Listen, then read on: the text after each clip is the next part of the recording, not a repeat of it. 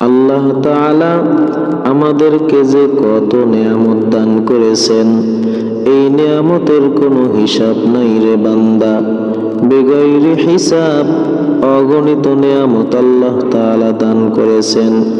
হাজারো নেয়ামতের মধ্যে সব থেকে শ্রেষ্ঠ নেয়ামত হচ্ছে আমাকে আপনাকে আল্লাহ রাব্বুল আলামিন শেষ নবীর উম্মত হিসাবে দুনিয়াতে পাঠাইছেন। সেই নবীর কেমন দাম! যেই নবীর উম্মত হওয়ার জন্য অন্যান্য নবীরাও পাগল ছিলেন, কিন্তু আপনি আমি কোনো সময় আল্লাহর কাছে দরখাস্ত করি নাই রে আল্লাহ, তুমি আমাদেরকে শেষ নবীর উম্মত বানাও। আল্লাহ রাব্বুল আলামিন না চাইতেই বানিয়েছেন। সেই নবীর কত মর্যাদা, যেই নবীর জন্য গাছ পাগল মাছ পাগল, যেই নবীর জন্য গর্তের পিপিলিকা পর্যন্ত পাগল, সেই নবীর জন্য একটু কি মায়া লাগে না রে মুসলমান? দাড়ি কামাইয়া নবীকে কেমন করে কষ্ট দাও। যেই নবীকে ওসিলা বানাইয়া হাজারো মানুষ কবরের মধ্যে চলে গেছে।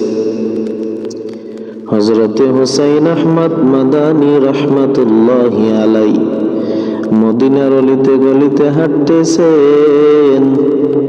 হঠাৎ করে তাকাইয়া দেখে রাস্তার উপরে একটা তরমুজের সুফলা পড়ে আছে। তরমুজের সুফলাটা ঘরের মধ্যে নিয়ে গিয়া বিবি সাহেবাকে বলতেছেন, ভর্তা বানাইয়া দাও, আমি খাবো। বিবি সাহেবা ডাক দিয়া কয়, ও স্বামী আমার, এত কিছু থাকতে তরমুজের সুফলা দিয়া ভর্তা বানাইয়া খাওয়ার কি দরকার?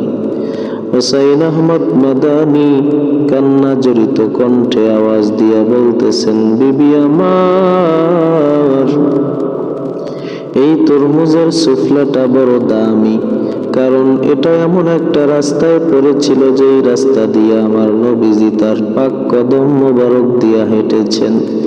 এই কারণে রাস্তা বড় দামি হয়ে গেছে।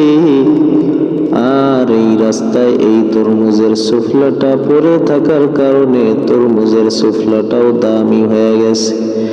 নবীর মহব্বতে এই তরমুজের সুফলাটা যদি আমি ভর্তা বানাইয়া খেয়ে আমার শরীরের মধ্যে ঢুকাইতে পারি, আল্লাহ পাক রব্বুল আলামিন হতে পারে আমার এই শরীরটাকেও দামি বানাইয়া নিবেন, আমাকে জাহান্নাম থেকে মুক্তি দান করবেন।